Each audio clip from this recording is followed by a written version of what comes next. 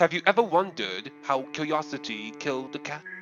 Well, in this story, of course, it's more like the cat just mysteriously disappeared without a trace by the mysterious, eerie voice in a foggy night.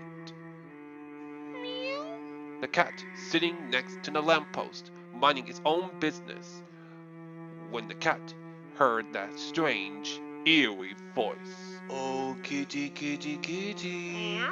The cat was beginning to feel curious. Come here, little kitty. Yes, come right this way. I have something for you. That's it.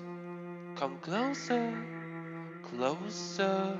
The cat, luring to that voice, followed to it.